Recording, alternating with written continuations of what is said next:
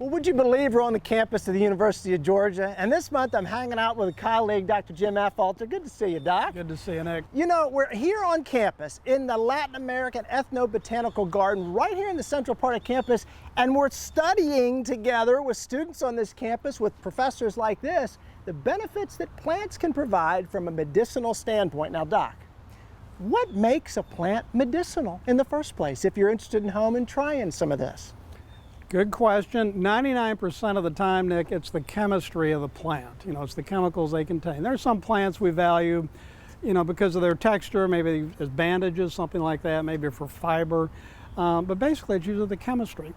And some people wonder, you know, are herbal medicines, do they really work? Are they really effective, or is it just kind of folk medicine? And we'll think of things like morphine, codeine, caffeine, cocaine. These are all chemicals that come from plants, and believe me, they have powerful therapeutic effects. And it's been estimated that about 40% of the prescription medicines in the United States have some plant origin. Really? You know, they're directly from a plant, or they're based on some molecule inside of a plant. So usually it's the chemistry. So they can be involved in flowers, for example, and nectar, and attracting pollinators, and fruits and attracting dispersers. Certainly many of them, a lot of the ones we use medicinally for, say, their antimicrobial activities, are there to repel predators. So they're actually antibacterial compounds the plants are producing, and we take advantage of those properties for ourselves. You mentioned the caffeine element, the other therapeutic elements. People get on me about caffeine sometimes. I swear it's not really a true thing. But I'll tell you, what I want to do now is I want to go through this garden and I want to try some of these things. I want to see how these components in these plants might work to benefit us, and I want to take the folks at home there now. So let's do that. All right, well, it's time for some snacking now. I'm over here at this Stevia plant, and I want to take off those leaves, that sweetness right there, that sugary sweetness.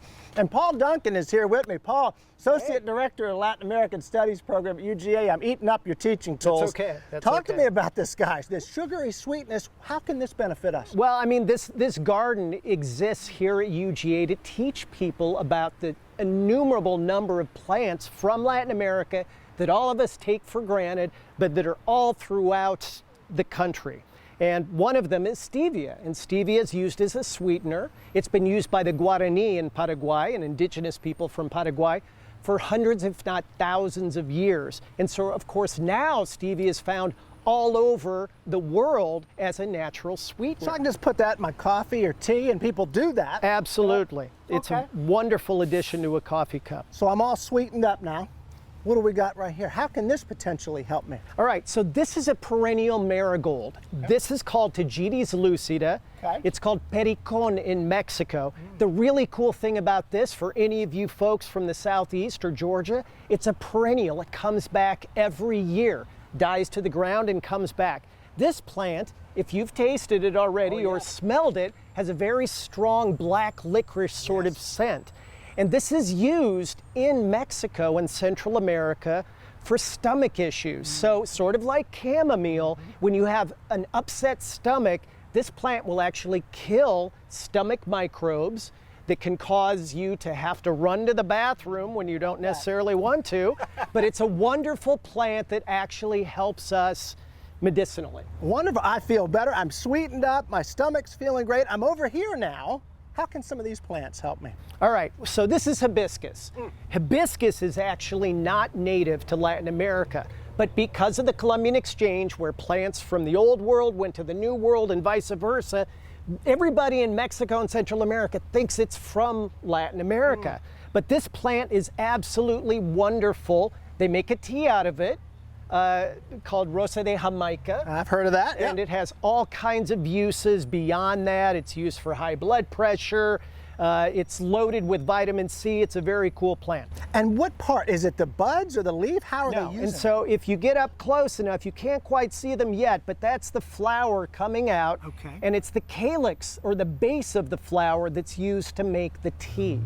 Well, I got my mouth cleared out now and I can talk to you. You know, next time you're on campus, maybe going to a UGA football game, head on up the hill to East Campus in Baldwin and check this place out. You can hear the traffic all around me. Now, Doc, if the folks at home can't get to UGA and they're somewhere else in the country, what would you recommend they do to maybe start some of this in their backyard or on their farm?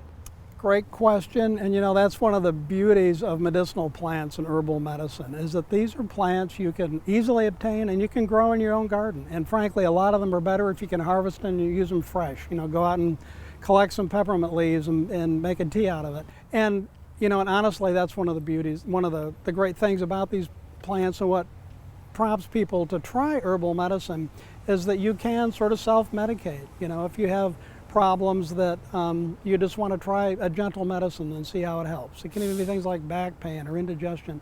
But these are plants you can grow in your garden. A lot of people don't realize that the basic culinary herbs, which are a lot of the first plants we think of in herb gardens, things like rosemary and peppermint and chamomile, those are all important herbal medicines as well as being culinary herbs with a lot of benefits to the digestive system. A lot of those are tranquilizing type herbs. So you can start out with those things. You can easily obtain them from a box store or a local nursery, and easy to grow if you provide the right conditions.